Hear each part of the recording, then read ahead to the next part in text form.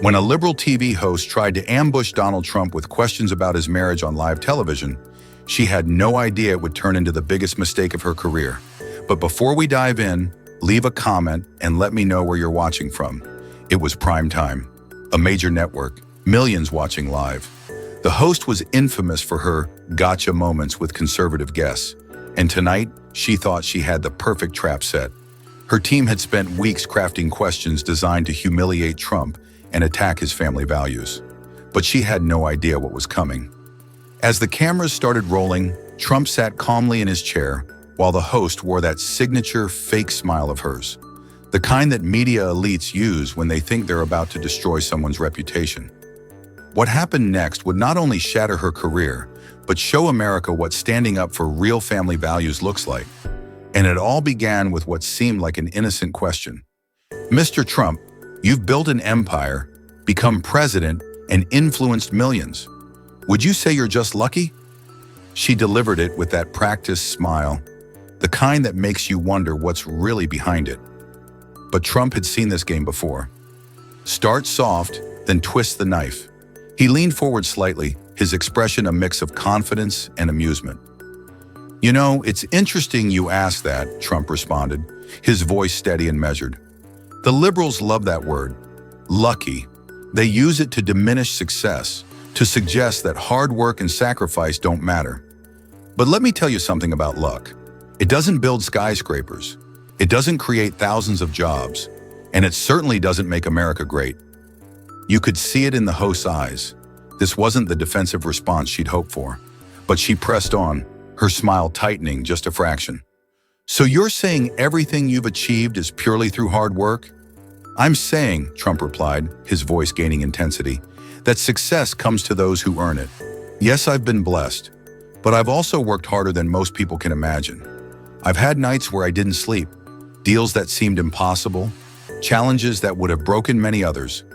But here's what really matters. I've never done it alone. The host's eyebrows raised slightly. There it was, the opening she thought she'd been waiting for. Not alone? She asked, her voice dripping with false curiosity. Let's talk about that. Let's talk about the people behind Donald Trump. Of course, Trump continued, when you mention the people behind me, you're probably thinking of my business partners, my advisors. But let me tell you who really deserves the credit. My family, particularly Melania. The host's expression shifted, almost imperceptibly, like a predator sensing weakness. She thought she'd found her angle. Ah, yes, Melania. You know, many people wonder about her role in all of this. Some say she's rather quiet for such a powerful man's wife. Trump's eyes narrowed slightly. The studio air grew thick with tension as he replied. Quiet? Number dignified? Yes, there's a big difference. Though I understand why some in the media might not grasp that concept. A nervous titter rippled through the audience. The host shifted in her chair, clearly not expecting this pushback. But she pressed on, her voice taking on a concerned tone that fooled no one. Well, what I mean is, we rarely hear from her, unlike other political wives who are very visible. Don't you think the public deserves to know more about the woman behind Donald Trump? The public, Trump responded, his voice carrying a mix of pride and protective steel, knows exactly what they need to know about Melania. She's brilliant, accomplished, and chooses her moments carefully, unlike some who feel the need to fill every silence with noise. The audience murmured in approval. The host's practiced smile faltered for a moment as she realized her usual tactics weren't working. But instead of backing off, she decided to push harder. Let's talk about those accomplishments, she said, her tone shifting to something more aggressive. Because some people say, well, they wonder if her main achievement isn't simply being Mrs. Donald Trump. The temperature in the room seemed to drop 10 degrees. Trump's expression hardened, and even the cameramen exchanged glances. What happened next would become one of the most talked about moments in television history. Let me be very clear about something, Trump said, leaning forward slightly. Since you want to talk about achievements, let's talk facts. Melania speaks 5 languages fluently. She's built her own successful career. She's represented our country with more grace and dignity than any first lady in recent memory. But you wouldn't know about that, would you? Because the mainstream media is too busy pushing their own narrative. The host, sensing she had lost control of the conversation, tried a different approach. Of course, Mr. Trump, but don't you think that being married to you has opened certain doors for her? Trump chuckled, but there was no humor in it. You know what's interesting about that question? It shows exactly what's wrong with how some people think. Success isn't about doors being opened. It's about what you do once you're in the room. And Melania, she doesn't just walk through doors. She transforms every room she enters. The audience broke into spontaneous applause.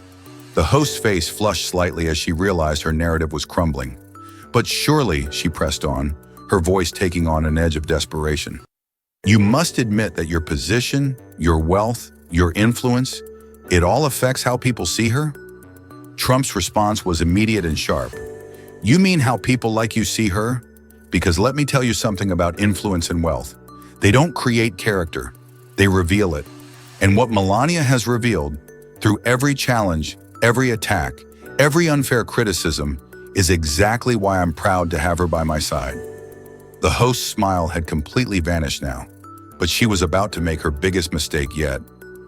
Well, since you mentioned being by your side, the host said, her tone growing bolder, let's talk about that. Your lifestyle, Mr. Trump, the constant spotlight, the pressure, the scrutiny. Don't you think it's challenging for someone who didn't seek this kind of attention? You know what's really challenging? Trump countered, his voice carrying a note of controlled intensity. Watching the media twist everything into their own narrative.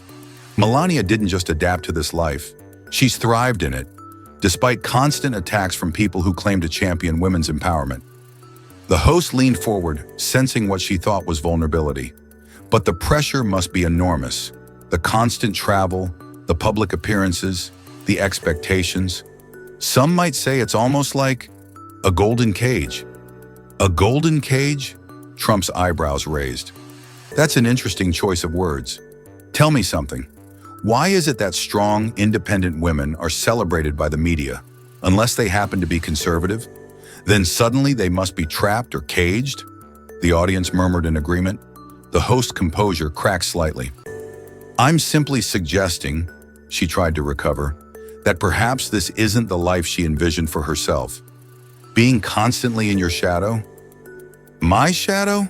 Trump interrupted, his voice carrying a mix of amusement and indignation. I think you're confusing shadows with spotlights. Melania doesn't walk in anyone's shadow. She shines in her own right. But you wouldn't understand that, would you? Because your kind of journalism isn't about truth. It's about creating shadows where there aren't any.